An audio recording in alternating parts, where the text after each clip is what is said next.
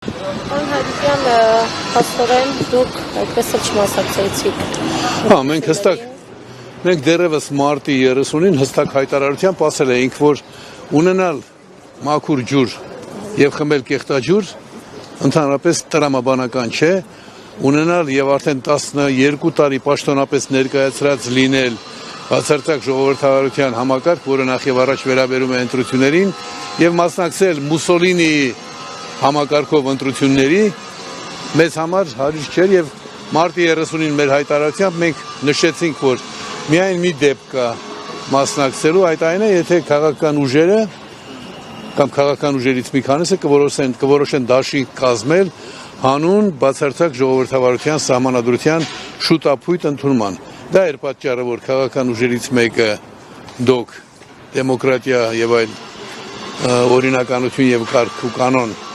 նրանք ասացին, որ պատրաստ են դա առաջնահերթություն համարել, բայց բանակցությունները դաշինքի բանով չավարտվեցին, մյուսները համաձայն են, բայց առաջնահերթություն չեն համարում։ Կներեկում հետ եք բանակցում անձամբ Վարդան Ղուկասյանը։ Ոյ, չէ։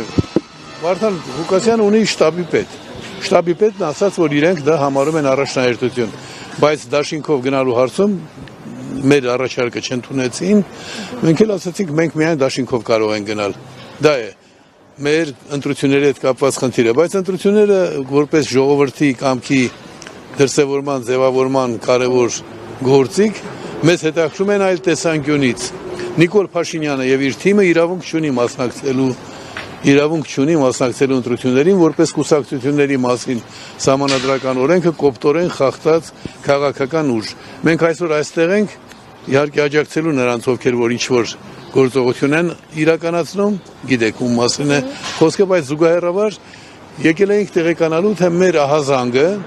որ կենտրոնական ընտրական հանձնաժողով Նիկոլ Փաշինյանը խախտել է կուսակցությունների մասին սահմանադրական օրենքի 21-րդ հոդվածի 5-րդ կետը, դա նշանակում է ինքը ենթակա է մերժման։ Իմացանք անուղղակի ճանապարհով, ճիշտ ասած սպասում ենք, որ աժիոտաժը մի քիչ պակասի,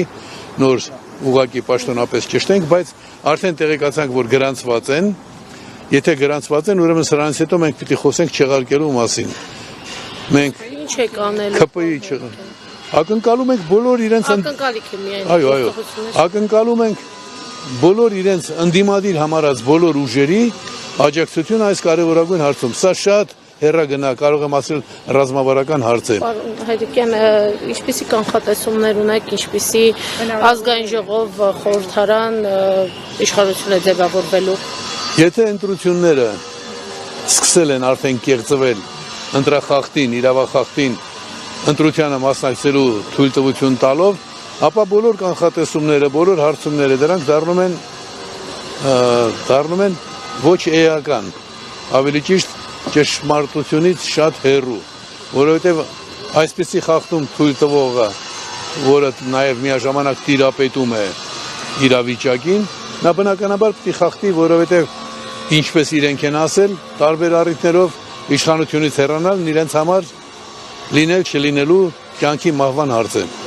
Այնպես որ որևէ լավ կանխատեսում որևէ բանական մարդ ունենալ չի կարող։ Եվ ինձ մոտ երբեմն ծիծաղ են առաջացնում նրանք, ովքեր ասում են, այ ընտրության ժամանակ այսքան ձայն կհավաքենք, այսքան խախտումներ կատարած քաղաքական ուժի վերահսկողության պայմաններում, դուք կարծում եք, որ նրանք թույլ կտան, որ այլ խախտումներ չանեն, ընտրությունների խախտումները արդեն սկսված են։ Իսկ այսինքն հանրային աջակցությամբ չի անցնի քաղաքացիական պայմանագիրը եւ լույսները պիտի լինի ինտրակերտիկները։ Ոչ միայն հանրային աջակցությունը հարցի մի կողմն է, հանրային աջակցությունից բացի կա նաև պետական մակարդակով ընտրողների վրա ճնշում գործադրելու գործելակերպը։ Այդ վերջին շրջանի տրված պարգևավճարներն էլ մի նպատակ էին հետապնդում, այնպես անել, որ միջոցներ տրամադրվեն, լրացուցիչ միջոցներ տրամադրվեն ԿՊ-ի ճակերտավոր նվիրատուներին, օրինակ, դա նույնպես պիտի գործի։ Արդար ընտրություններ, ես կուզեի, որ բոլորը հիշեին 18 թվականին կառավարության ծրագրում Նիկոլ Փաշինյանը գրել է, այս ընտրական օրենսգրքով արդար ընտրություններ հնարավոր չեն, բայց դրանից հետո մասնակցեց, հիմա էլ նույն ընտրական օրենսգրքով մասնակցում են։ Մենք մեզնից կախվածը կանենք, որ լավագույն ընթացք ստանա ամեն ինչ, բայց չենք կարող մեզ խաբել։ Ես եմ շնորհակալ։